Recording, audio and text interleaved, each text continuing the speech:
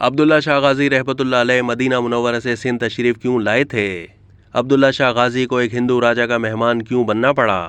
وادی مہران باب الاسلام سندھ کی سرزمین کا تصوف اور عرفان سے نہایت گہرا تعلق ہے۔ متعدد شخصیات نے یہاں مختلف طریقوں سے اسلام کی تبلیغ کی۔ انہی عظیم ہستیوں میں حضرت عبداللہ شاہ غازی رحمۃ اللہ علیہ بھی شامل ہیں۔ ان کی ولادت سید محمد نفس زکیہ کے یہاں 98 ہجری میں مدینہ منورہ میں ہوئی۔ آپ سادات حسنی و حسینی ہیں جو آپ کے شجرے سے ثابت ہے۔ حضرت عبداللہ شاہ غازی رحمۃ اللہ علیہ کی تربیت کا فریضہ خود آپ کے والد گرامی نے انجام دیا۔ کچھ مورخین عبداللہ شاہ غازی کی سندھ میں آمد کے حوالے سے لکھتے ہیں کہ آپ دین کی تبلیغ کے لیے تشریف لائے تھے، جبکہ کچھ مورخین نے آپ کو الشتر بھی لکھا ہے۔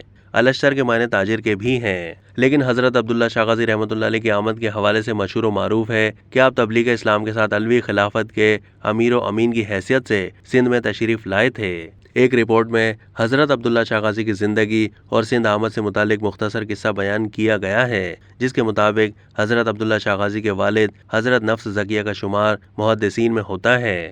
ابھی حضرت عبداللہ شاہ غازی رحمۃ اللہ علیہ تعلیم حاصل کر ہی رہے تھے کہ اس وقت بنوامیہ کی حکومت آخری ہچکیاں لینے لگی اور پورا ملک انتشار کا شکار ہو گیا۔ پھر خلافت عباسی کا دور شروع ہوا۔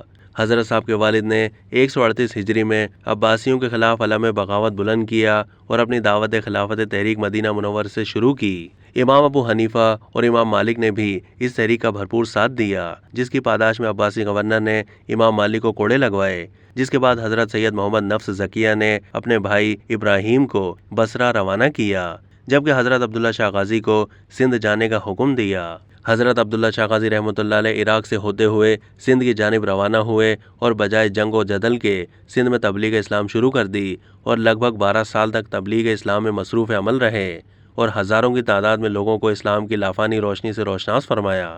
سندھ کی عوام میں آپ کو بڑی تعظیم کی نگاہ سے دیکھا جاتا تھا اور آپ کو بے پناہ مقبولیت حاصل تھی۔ حضرت عبداللہ شاہ غازی رحمۃ اللہ علیہ کو سندھ میں داخل ہونے والے پہلے سادات بزرگ و مبلغ مانا جاتا ہے۔ سندھ کے اس وقت کے عباسی گورنر عمر نے باقاعدہ طور پر حضرت عبداللہ شاہ غازی سے ملاقات کر کے ان کے ہاتھوں پر بیعت کر لی۔ اسی دوران حجاز میں محمد نفس زکیہ کو عباسی فوجوں نے شہید کر دیا، جس کے بعد عباسی خلیفہ المنصور نے عمر بن حفص کو حضرت عبداللہ شاہ غازی کو گرفتار کر کے فوراً دربار خلافت میں حاضر کرنے کا حکم جاری کر دیا، لیکن گورنر سندھ نے آپ کو گرفتار کرنے کے بجائے سندھ کی ایک ساحلی ریاست میں بھیج دیا، جہاں آپ 4 سال تک ہندو راجا کے مہمان رہے۔ خلیفہ المنصور حضرت عبداللہ شاہ غازی رحمۃ اللہ علیہ کے بڑھتے ہوئے مریدین کی تعداد کے سبب انہیں خلافت عباسیہ کے لیے ایک خطرہ سمجھ رہا تھا، لیکن اس نے 151 ہجری میں گورنر عمر کو سندھ کی گورنری سے ہٹا کر ان کی جگہ ہشام بن عمر کو گورنر مقرر کر دیا اور نئے گورنر کو حکم دیا کہ حضرت عبداللہ شاہ غازی کو گرفتار کر کے بغداد بھیجیں، لیکن نیا گورنر بھی سادات کا شیدائی نکلا، لہٰذا اس نے بھی حضرت عبداللہ شاہ غازی رحمۃ اللہ علیہ کی گرفتاری سے اجتناب برتا۔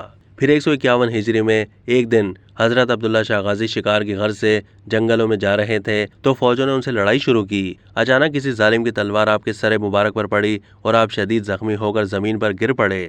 دشمن فوجیں حواس باختہ ہو کر بھاگ چکی تھی۔ آپ کے ساتھیوں نے جب آپ کے جسم مبارک کو ہاتھ لگا کر دیکھا تو آپ شہید ہو چکے تھے، جس کے بعد آپ کے ساتھی آپ کے جسد مبارک کو لے کر جنگلوں اور وادیوں سے ہوتے ہوئے کلفٹن کے سمندر کے نزدیک ایک ٹیلے پر پہنچے اور وہاں سپرد خاک کر دیا۔